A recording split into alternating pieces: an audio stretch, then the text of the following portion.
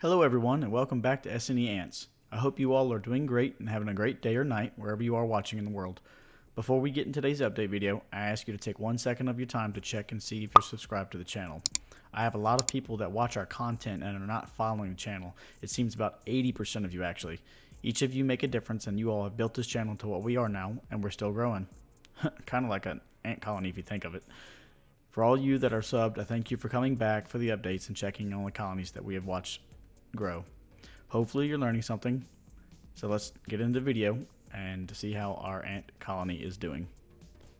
So first off, I wanted to go over the outworld and formicarium that I have the Camponotus Castaneus colony in. It's a mini herd, not a fallen fortress, but a fortress. This is going to be a quick little 360 panel. I'm going around showing you the interior of the outworld that's actually connected to the fortress. Again, it's not a fallen fortress, but I want to kind of show you the setup I have for them. I have two little feeders. One's just water. One's the nectar, Biformica nectar you can buy on Amazon. But pretty basic outworld. Got a little wall and a little hole in it, a couple rocks, little fake grass. But I wanted to kind of show you what I have as far as what they have on an outworld and how much space they have compared to my other colonies. Now this is the backside of that fortress. You can see it has 4 top chambers and 1 main chamber at the bottom, with the hydration chamber in the bottom, the water feeder on the left, and then I have a plug to the top. These ants have actually chosen to nest in the middle area. I think they don't like heat, and I've kind of seen that keeping them for about a year now. They do not like heat. I need to clean it. It's a little moldy at the bottom, but I've gotten all the debris out I could. So this is the backside of that fortress if you're kind of curious and wondering what it looks like with a colony inside of it.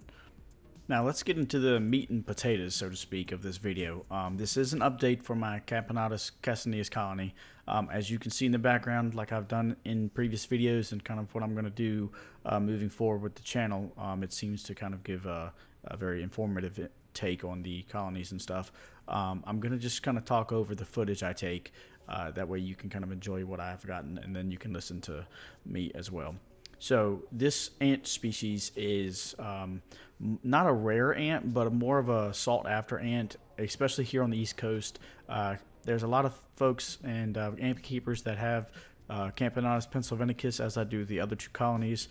They also have Camponotus discolor or the Camponotus chromides. I might be pronouncing that wrong. All are beautiful ants in their own aspect. I definitely like vibrant colors for pets, especially like insects and stuff.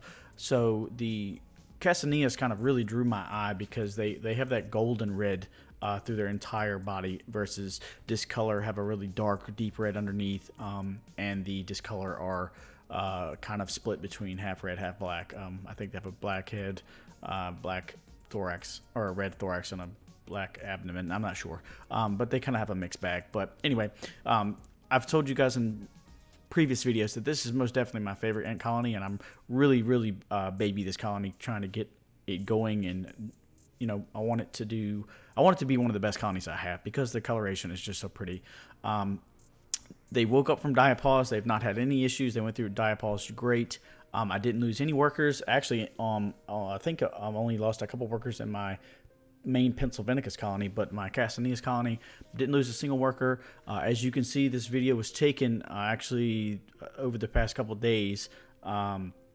She has a nice little egg cluster in the back. It's kind of what Camponotus are known for, is laying brood and eggs in batches, not continuously like some ant species do. So if you're keeping a Camponotus ant species, just understand that this species lays eggs in batches, and it's not an egg laying queen that just lays constantly all the time. There's a lot of ant species that lay eggs the entire season and then stop during diapause, and that's it. Camponotus are a little bit different, where they lay eggs in batches. So it may be a really big batch or it might be a smaller batch depending on the colony size and the health of the colony. But overall, they do it in batches, so you might get a lot of eggs 1 month, and then your queen might stop laying and just take a break for maybe another month while that first batch of brood grows. And if you are already a Camponotus a keeper, you know that these cycles take a long time. These ants usually take about, I think if I remember correctly, about 2 months maybe, or maybe a little bit longer or shorter, kind of in that middle area of going from egg to larva to pupa to adult ant.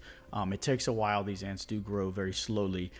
They, as you can see in the background, and as you can see in my other Camponotus videos, they do lay big batches of brood, but the growth cycle of them are kind of slow, and it takes a while for them to pick up steam and start going. So especially if you have a younger colony, it's going to take a while to kind of get going. Now, this colony in particular, I got with maybe 5 workers from Mac down in Tar Heels Ants. He's, again, I've said it in many videos, great guy. I got this colony from him. I try to get my colonies as small as I possibly can. It creates a little bit more personable relationship between me and the ants. I like to get them, if not a single queen, but as less workers and as I possibly can, because I like to keep them from a very young age all the way up until they're a massive colony. So I got these down from him. I mean, as you can see, I got easily over, I would want to say, I haven't counted them individually in a while, but at least close to 15 workers. And then, as you can see in the video, another batch of eggs that are going to come on and kind of expand this colony quite quickly. Now, this growth cycle is going to take about 3 months, and I'll do updates along that time period. But I kind of really want to see this colony shine and get big. I want the coloration difference between the colonies. So when I have them beside each other, or anyone's looking at them, they can see that these ants are really, really pretty. The queens are extremely beautiful. She's cleaning herself in the background now, but she's really red. I don't know, it really reminds me of bees, and I'm actually kind of weirdly enough into beekeeping too. I don't do that yet, but I think that's something I can transition to later, maybe on this channel, who knows. So again, the colony's doing wonderful. If anyone's wondering what I've been doing personally with my colonies, and if you haven't been following the channel, because I've had questions on forums, online, Discord servers, and then also my Facebook groups that I'm in. They'll ask me, what am I doing to feed these ants, to take care of them? Because some keepers have different levels of successes, I would say. Some newer ant keepers may struggle because they don't know what they're doing, or they don't understand, where to find the information they're looking for. Or even older ant keepers that have been keeping for a while may be struggling with a colony and kind of not found what the colony needs. And every colony is different. I want everyone to understand that. Different colonies have different needs. As I said in the beginning of this video, this particular colony doesn't like heat. My 2 Pennsylvanicus colonies love heat. They take the brood, and the actual workers themselves, they'll sit right where the heat source is. So again, if you've seen in previous videos, I have a heat cable, a low wattage heat cable that I got from a local pet store. They love it. They sit on the heat, they keep the brood on the heat, and they'll rotate from the brood on top of the heat, where the heat location is, and then they'll move them back and forth between the hydration tower and where the heat source is. The Castaneus colony that I have here will not get near the heat source at all. Wherever I put the heat source, they move away from it. So I've kind of figured out now that they just don't like it. And I don't know, because again, my room temperature here and where they stay is around 70 degrees Fahrenheit.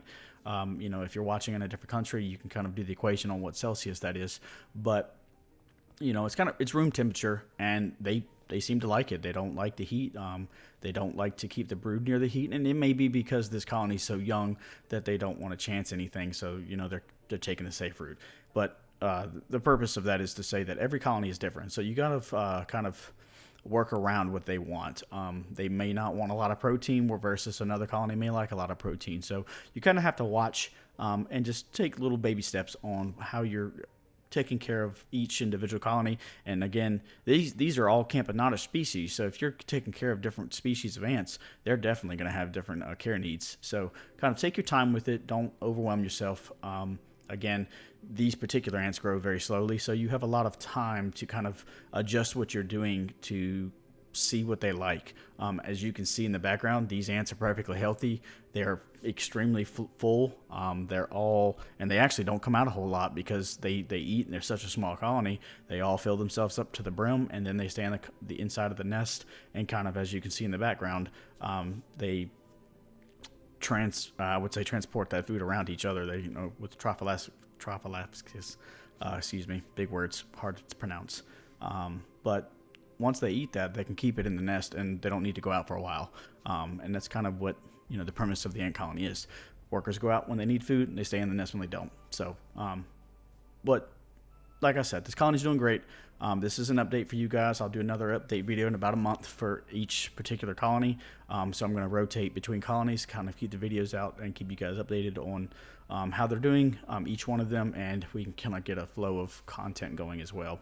So if you have any questions, or if you'd like to see more of this colony, I know a lot of people are very interested in this ant species, leave a comment down below, leave me a like. That kind of shows me that this video is doing good and this is the kind of content you guys want to watch.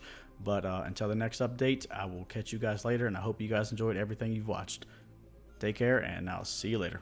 Hey, S&E Ants here. If you enjoyed this video, check out this recent upload of this recommended video. If you haven't already, please hit the subscribe button in the middle of the screen, and if you liked what you just watched, hit the like button. It really helps the channel out. If you have any other suggestions or ideas, comment down below. Take care, and I'll see you in the next video.